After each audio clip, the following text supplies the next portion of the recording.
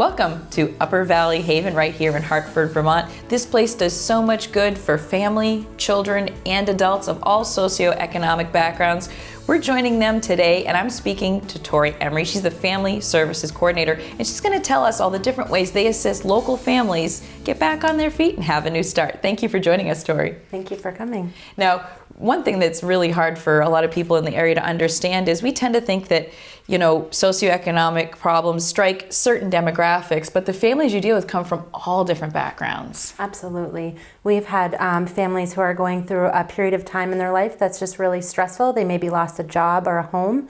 We've also had families who've experienced generational poverty and are trying really hard to get on their feet and support their family in a safe way. And that's really a challenge for you because when someone walks in the door, there is no cookie cutter. There is no one size fits all.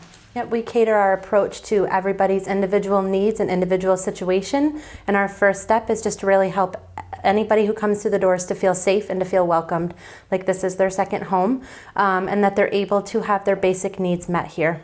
And part of that is evaluating what each person needs and then really taking them through the process with as little trauma as possible. Mm-hmm. We meet regularly with all guests who reside in our shelter at least once a week, and we support them in identifying their personal goals, and then we help them to get connected to the right resources so they feel like they can achieve their goals. And that's really the first step is, do you have the right documentation? Do you know who to contact to get you out of these steps of poverty? Many times when people come through our doors, they don't have the documentation they need to even apply for housing. So we have to step back a little bit and help them get an ID, a social security card, and then we can start to apply to local housing authorities that might have openings.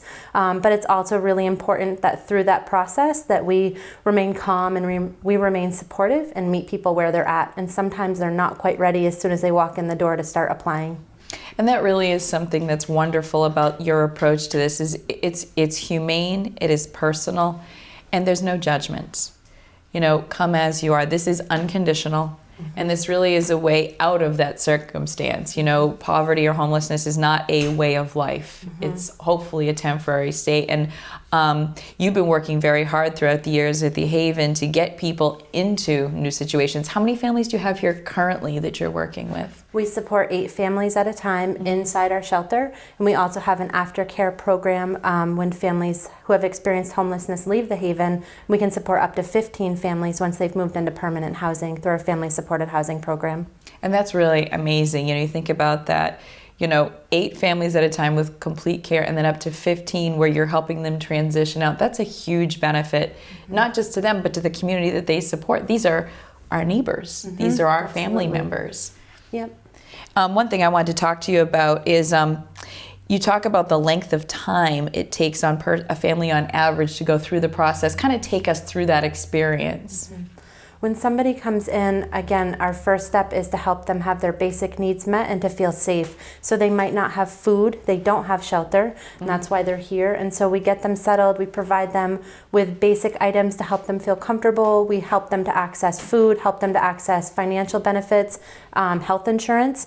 And then we start to chip away at the barriers that led them to their experience of homelessness. And so we start to apply to housing, and sometimes we make connections to our local mental health agency or local substance abuse resources, educational opportunities in this area.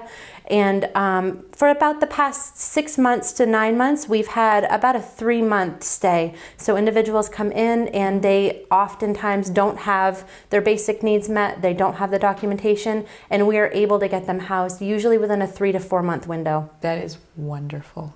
It's been wonderful to experience that with so many families. So could you tell us briefly how we can help you? Or how can we refer someone to you who might be a little bit afraid to take that first step? We always encourage people just to walk through the door and just be honest about what they need help with. And sometimes it's a food need, sometimes it's a shelter need, sometimes it's bigger than that. They maybe are behind rent, they may be behind on electric, and we can assist with walking through the steps of what to do next.